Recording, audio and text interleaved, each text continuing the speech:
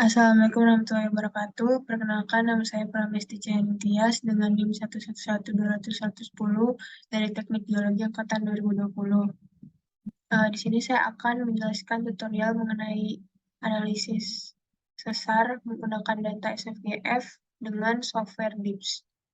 Jadi pertama-tama buka aplikasi DIPS, lalu buka New, lalu kemudian buka data SFGF, lalu kita copy data SF,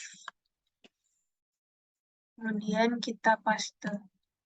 Sebelumnya, karena ini masih deep dan deep direction, ini kita ubah dulu di project setting, kemudian kita ganti strike deep. Selanjutnya, kita copy data gas fracture-nya, lalu kita paste.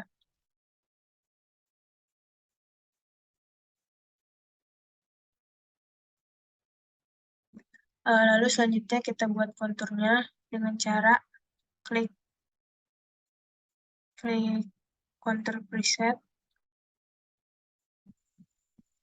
ini. Lalu selanjutnya kita sudah punya data SFGF-nya, kontur SFGF-nya. Untuk mengetahui arah umumnya, langsung aja klik add user plane, lalu kita buat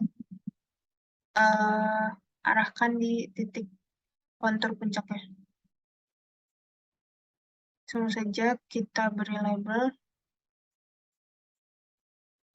SF, lalu satu lagi kita beri label GF.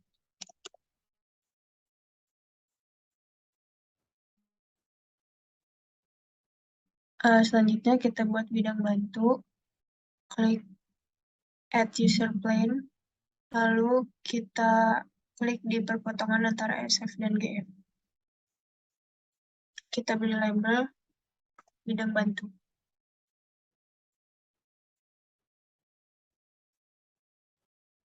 Selanjutnya kita masukkan data abrasiasi, klik new, kemudian kita ubah juga deep dan deep direction-nya jadi strike deep. Nah, kemudian kita copy data abrasiasinya, lalu paste.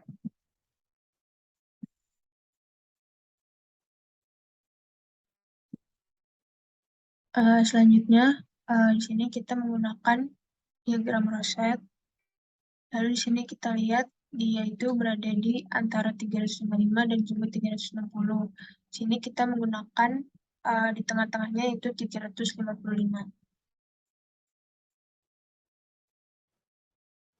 Lalu kita kembali ke setelan matplot, kemudian add user plane, lalu kita arahkan sebesar 355 dan berpotongan ke dua bidang,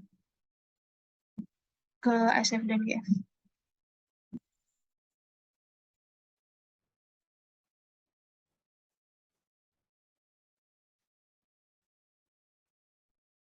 Lalu kita beri tanda bidang sesar atau abrasiasinya.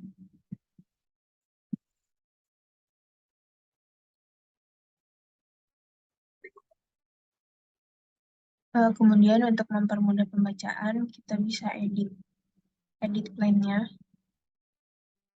Di sini pol dan ID-nya bisa kita uncheck. Lalu lakukan di semua bidangnya.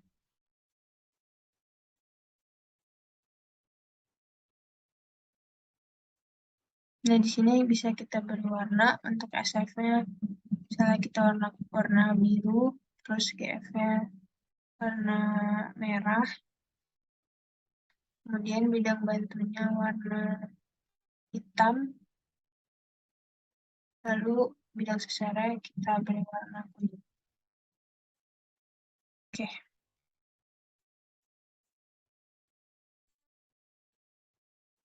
Selanjutnya untuk mencari sigma 1, sigma 2, sigma 3, dan sigma 1 aksen, sigma 3 aksen.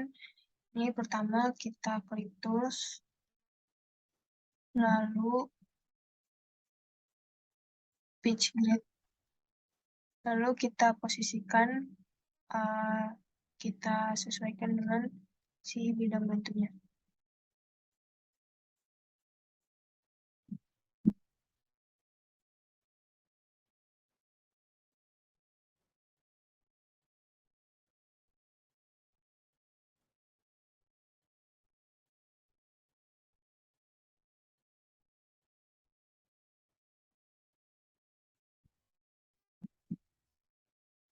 Selanjutnya untuk mencari sigma 1 aksen, kita bisa menggunakan ini.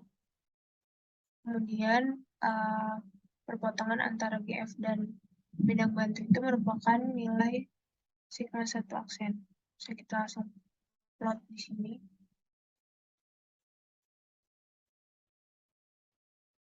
Oke, lalu kita beri nama di luar stereonet. Kita tulis T1 itu aksen.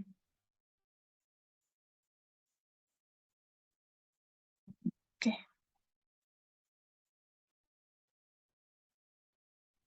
Selanjutnya untuk mencari T1, kita bisa tarik dari T1 aksen itu sebesar 30 derajat untuk menemukan nilai T1-nya.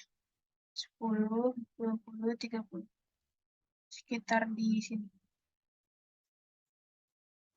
Oke, lalu kita tambahkan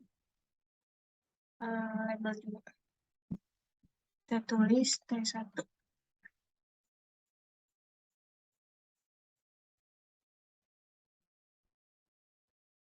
Kemudian untuk mencari T3 aksen, bisa langsung aja kita hitung dari T1 aksen sebesar 90.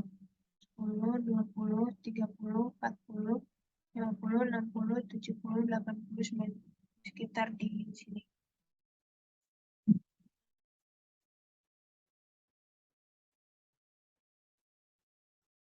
Lalu kita beri label lagi. T3 aksen.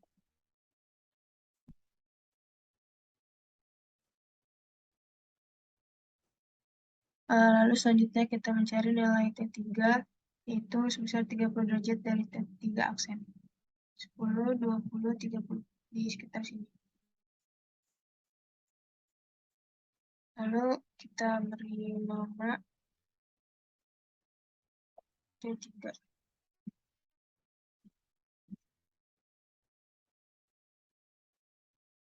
Lalu selanjutnya untuk mencari T2, bisa langsung kita plot di perpotongan antara SF dan GF. Lalu kita beri nama lagi.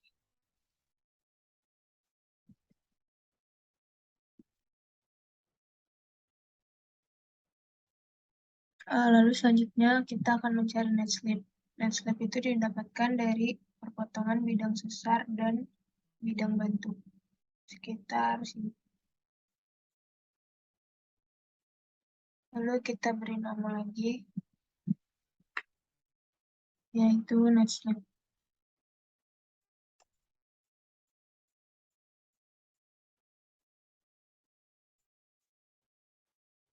Lalu selanjutnya kita menentukan arah pergerakannya.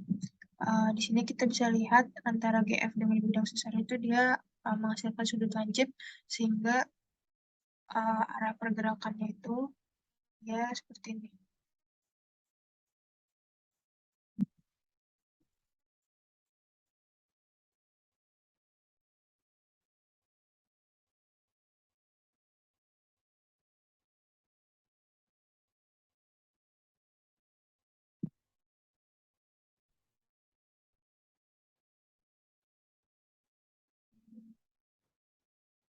Hmm,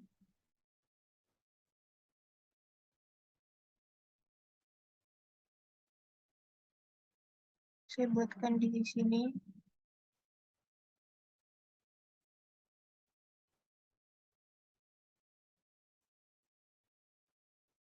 dan juga di sini.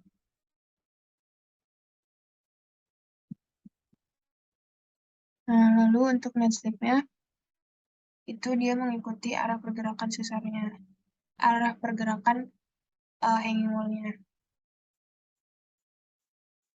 Jadi, bisa kita lihat di sini, arah net slip-nya seperti ini.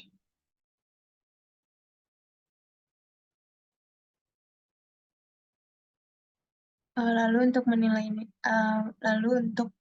menentukan nilai-nilainya itu bisa kita buka di sini di edit user planes. Lalu untuk SF-nya itu dia strike-nya 170 dan dip-nya 70. Bisa kita pindahkan.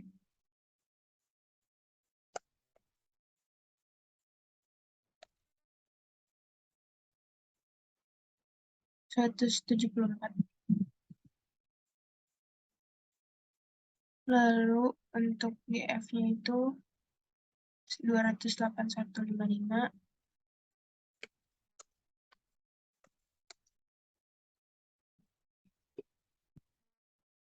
Untuk bidang sesarnya itu 178,67.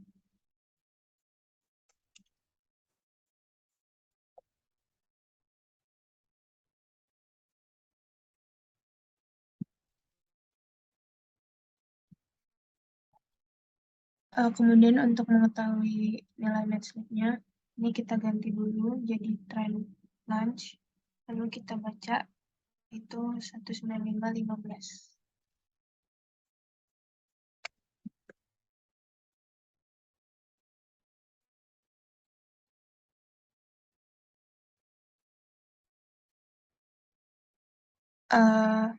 Maaf untuk penulisan net slip itu, karena dia bacanya itu trend dan plunge, jadi ditulisnya itu 195.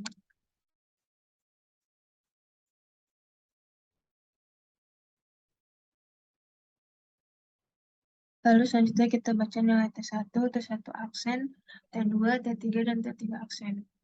Untuk T1 aksen ini,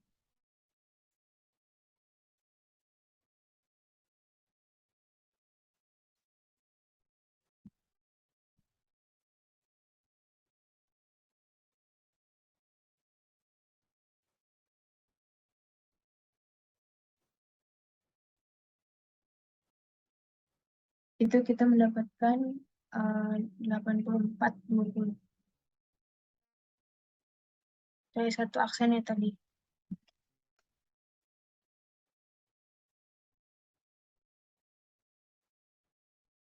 Lalu selanjutnya untuk pembacaan T1-nya, kita mendapatkan 114,37.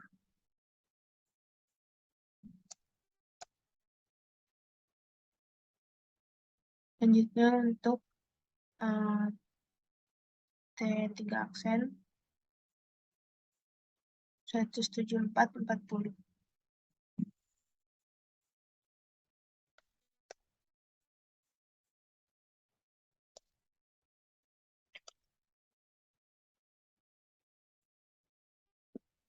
Untuk T3-nya 205,00.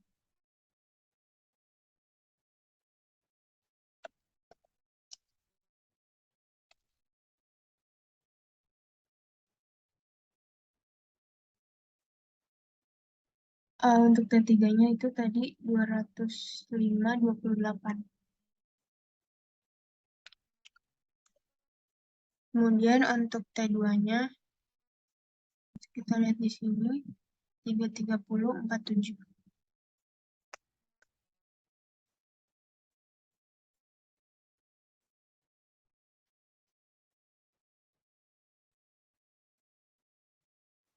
Selanjutnya untuk melihat tracknya itu kita gunakan tools, lalu measure angle, kemudian kita arahkan kursor ke perpotongan antara bidang sesar dengan bidang batu, kemudian net slip, perpotongan antara net slip dengan stereo net terluarnya. garis stereonet yang terluar.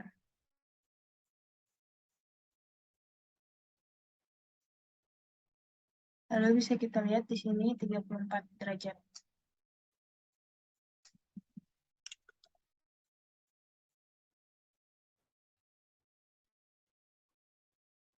Lalu selanjutnya untuk mengetahui pergerakan sesarnya, di sini kita bisa melihat pergerakannya itu yaitu kiri dari hanging wall-nya, lalu kita bisa melihat arah slip-nya, berarti pergerakan itu adalah kiri turun.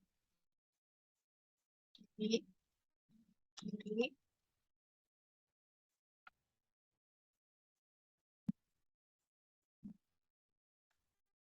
kiri turun. Untuk penamaan sesar ini, kita bisa menggunakan klasifikasi Ricard, yaitu dilihat dari di bidang sesar dan juga rek-nya.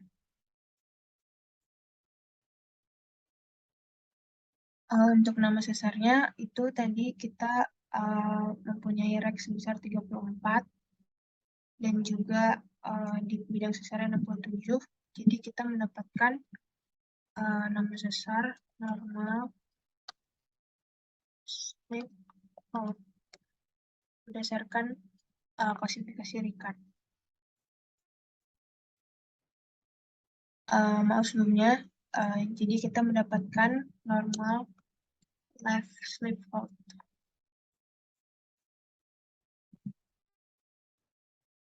Ya, mungkin sekian tutorial dari saya. Kurang lebih mohon maaf. Wassalamualaikum warahmatullahi wabarakatuh.